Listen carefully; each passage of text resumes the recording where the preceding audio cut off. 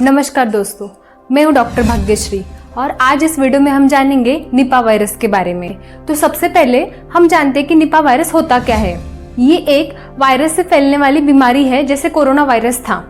Nipah virus सबसे पहले 1999 में मलेशिया के एक छोटे से गांव में हुआ था। उस गांव के नाम से इसका नाम निपा ऐसे रखा गया है।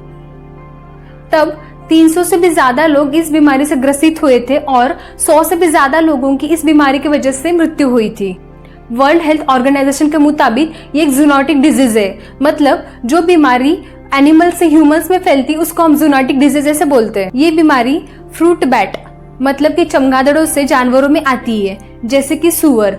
और जब भी कोई इंसान सुअर या उसके कंटेमिनेटेड टिश्यू के संपर्क में आता है तब वो बीमारी इंसानों में फैल सकती है। इसके साथ साथ जो भी इंसान इस बीमारी से संक्रमित जानवरों के शरीर से निकलने वाले तरल पदार्थ जैसे कि ब्लड, यूरिन और सलावा मतलब कि मुंह से निकलने वाले लाल, इसके संपर्क में जब भी आते तब वो बीमारी उनको इन्फेक्ट कर सकती है। अब हम निपा वायरस के लक्षणों के बारे में जानेंगे। तो इस बीमारी का इंक्यूबेशन पीरियड 4 से 14 दिन तक है। इंक्यूबेशन पीरियड मतलब जब भी कोई वायरस आपके शरीर में आता है उससे लेके जब उसका फर्स्ट सिम्टम आपको दिखाई देता है वो बीच में जो पीरियड होता है उसको हम इंक्यूबेशन पीरियड ऐसे बोलते हैं। तो इस बीमारी का इंक्यूबेशन पीरियड ऐसे 4 से 14 दिन तक है।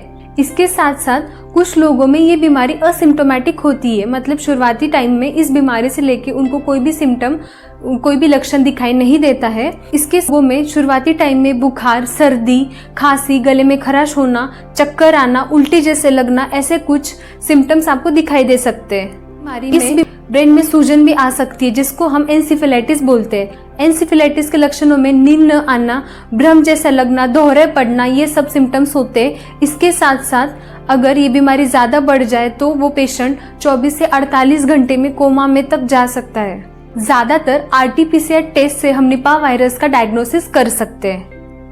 तो अब हम इसकी इलाज के बारे में बात करेंगे।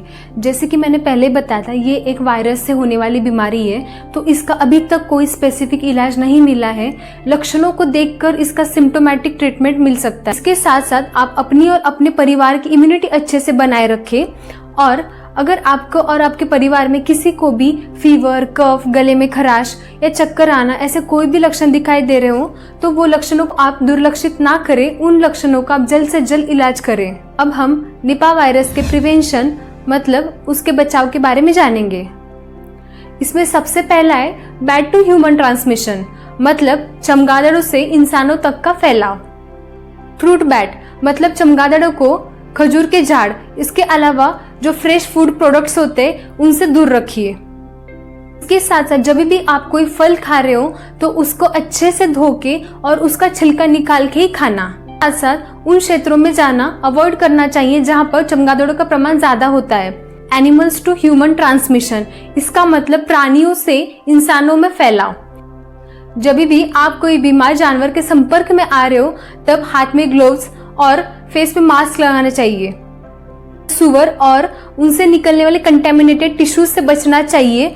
इसके साथ साथ उनसे निकलने वाले तरल पदार्थ जैसे ब्लड, यूरिन या उनकी जो लार होती है उससे हमको बचना चाहिए। सुअरों के साथ साथ ये बीमारी कैट, डॉग, हॉर्स इनमें भी देखी जा सकती है।